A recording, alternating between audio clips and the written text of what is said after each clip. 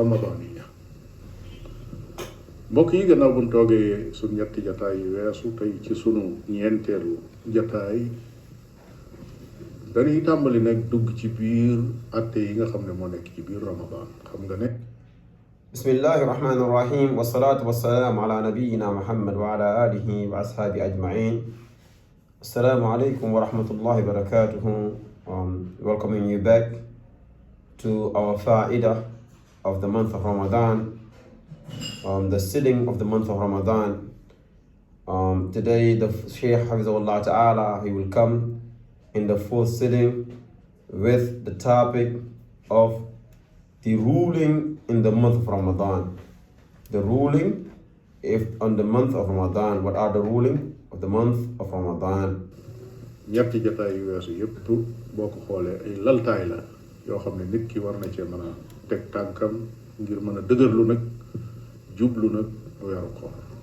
All the three first classes was opening or introduction of Ramadan for a person strengthen his Ramadan so he can enter Ramadan with Iman, Ramadan with trying to understand why he fasts, why he should be fasting, and what he should be doing while he fasting. Today we will go with the ruling of the month of Ramadan. mu am nag yu ko lal muy ay atte yoo xam ne yu am solo la maanaam am solo googu yi nga xam ne moom la am solo sax moom la ñuy tàmbalee door a dugg ci atte yi nga xam ne moom la weeru koor am. Ramadan, the pillars of Ramadan are very important. They are so important that we will begin with the pillars before we even mention the ruling of it. We will begin with the pillars before we mention the ruling of it. atte yooyu ñaari mbir dañ ko séq benn mi mooy loo xam ne dafa dellu ci yéene beneen bi ci des mooy loo xam ne dafa aju ci nit ki ci boppam xam moom mi fan la féete ak lan moo ko war ci koor.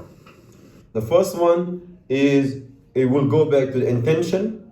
And the second one will go to the person himself, the understanding of Ramadan, what he should be doing, and where he is positioned in Ramadan, where he is positioned in Ramadan. yooyu ci lañ fas yéene def lenn ci ay jataay yi ñëw ci kanam door caa toxoon a jëm ci yeneen yoo xam ne ba tey rek dana aju ci biir weeru. And these will be some of our topic we will be discussing in the month of Ramadan before we go to the others who all will be concerning the fasting the month of Ramadan. yéene mooy lépp. Know that intention is everything. Intention is everything. yonent bi alayhi salaatu wasalaam daf ne innama al a'maalu binniyat jëf yi ñi ngi aju ci yéene yi. Know that the Messenger sallallahu alaihi wasallam, he said all action are based on their intention. The reward of the action is based on what the person intended from it. ki jëf doonte jëf ju baax la sax waaye yéene wu ca lu baax kooku du ca am dara. Even if you do an action of good and you intend other than it from it, if you do an action of good and your intention it is not that with something that is good, you intended evil from it, you will not get nothing from that action, even the action of good. kon nag ke yéene lu bon moom taxut ñuy wax. So the person who have an evil intention is no need for us to talk about it. yéene bu duggee ci jaamu yàlla da koy wéral. If intention enter in a action of Allah, he cures it, meaning it secures it, it helps it, it supports it. bu ci génnee da koy yàq. And if intention is removed away from the action of the believer to worship Allah, it nullify it, it destroy it. ji aada lay doon waaye du doonu jaamu yàlla. So it will become an action of just the culture and of the people. That's how they are, but it will not be no action of ibadah. It won't be a worship. It will just be an action. It won't be a worship. yéene mën naa dugg ci mbir moo xam ne aada la soppi ko mu nekk ak jaamu yàlla ci misaal. Intention can enter upon an action of a culture, and it will turn that culture to ibadah, to worship. Example. yow mi doon nelaw nature doomu aadama la boo xam ne aada la. nit ki mën nay nelaw ren ba déwén di ca am tuyaaba waaye amu ci bàkkaar nag su fekkee yàqal ko farata waaye ki nga xam ne day nelaw te yéeneem mooy dafa bëgg a noppalu ngir jóg jaamu ji yàlla nelawam yooyu dañ ko ciy bindal tuyaaba kon example, a person who just go to sleep. We all know sleep is a nature of a human being. If you sleep, you don't get no reward, but you don't sin either.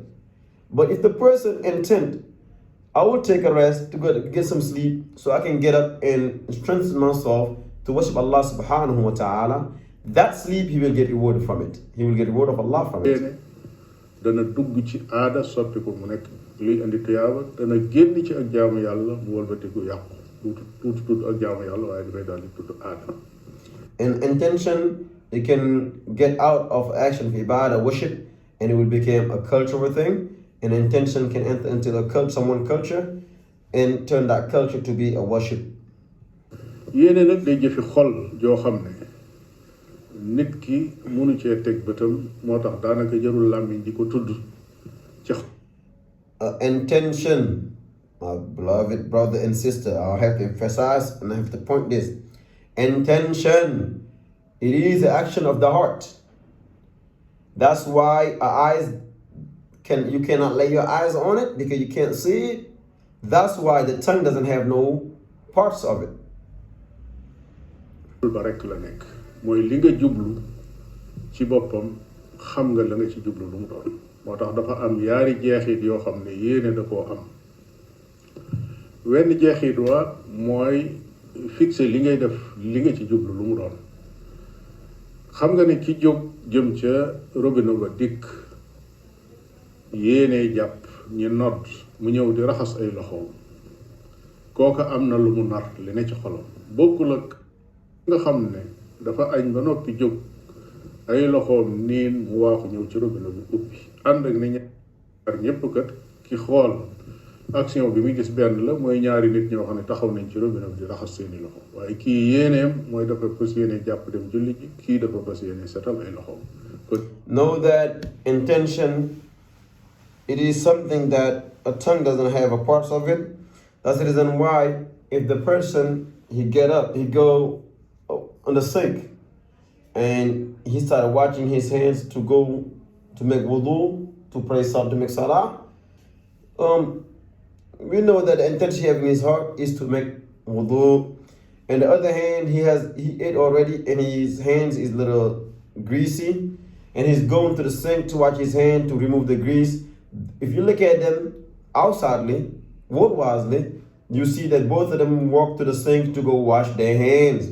But one of them is making wudu with the intention of wudu, and the other one is washing their hands, intention of removing the grease and the filth from his hands. yéene jëfi xol la loolu mooy genn wet gu am solo gi loolu ci yéene geneen wet gi ci des. That's the first part, and then know the intention, it is the action of the heart, and it is the very important part. That's the first one, and the second one is mooy li ñuy tudde almaqasid mooy li ngay def nag la nga ci jublu yàlla kese tax. So the second one is like I said, al-maqasid, and that is if the action you are doing, what do you intend from it, and it have to be only for the sake of Allah, only for Allah subhanahu wa ta'ala alone, without any partner, nothing. You cannot mix it with associating a partner or anything. It's sincere and simply and especially and specifically and only again for Allah subhanahu wa ta'ala. yéene ak lixlaas foofu dañoo am ak jote bu dëgër. Know that this right here, intention and sincerity, they have a common sense here. They have a report here. They have a mix here that is very, very important. boo xam ne mooy fésal ne nit ki li muy def yàlla rek moo tax gannaaw boo xam. And then that is an action in which the relationship of intention and sincerity, it shows that the action is only for the sake of Allah, nothing but for the sake of Allah subhanahu wa ta'ala. yéene jàll nag la ca des mooy waxtaane attey jëmmi koor ci boppam ñu xam ne yéene moom it koor rek moomu ko waaye mboolem jaamu yàlla yépp ñoo ko bokk.